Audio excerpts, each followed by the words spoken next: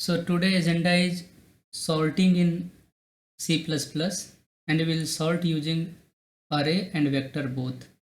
So first we will work on vector.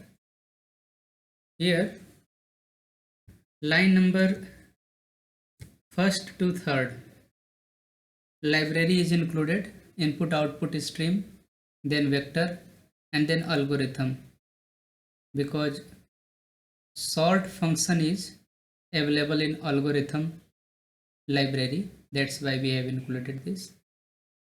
Then line number 5th main function is started, and line number 8th here we have declared vector of integer type and name of vector is v1. Okay, and 9 to line number 9 to 13 we have inserted element into the vector. v1 dot push back 30 means 30 has been inserted first, then 50, then 10, then 20, then 40. It means in v1 index 0 30 is there, index 1 50 is there, like that. Now 14 in double quote vector is written followed by colon, so it will be printed as it is. Now you can see 16 to 19, this is for loop. So for vector type we are going to write here auto I. v1 dot begin means first element of the vector, and v1 dot end last element of the vector. So condition is I is not equal to v1 dot end. It means if it is equal to, then it will stop. And vector is utilizing the property of pointer, so here you can get element by using pointer I. Okay, and then end L.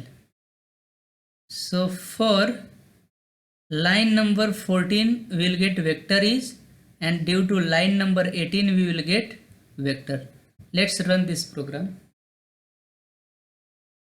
So up to 18 we can see vector is, and we are getting this 30, 50, 10, 20, 40, and after that C out, so line will change due to end L.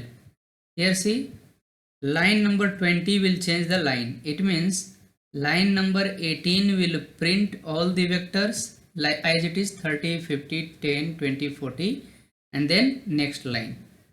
Line number 22 then it will be printed sorted vector, right? And for sorted vector you can see sort, and first element is address of the first element, that is v1 dot begin, and address of the second element, that is v1 dot end. And for loop in vector you can see like that auto x colon v1 name of the vector, and then C out x. So it will take entire element of the vector and it will print. Okay, just like range in Python. So at line number 25th you can see sorted vector is, and then that vector will be sorted. Let's see how it works. So see vector is 10, first it is coming as it is, then sorted vector is coming 10, 20, 30, 40 and 50. So vector is completed till line number 25th. Now let's see a look, just have a look on array. So line number 26th array is declared and assigned, and 27th new line. Line number 18 is calculation of number of element, because size of array divided by size of one index, it will give number of elements.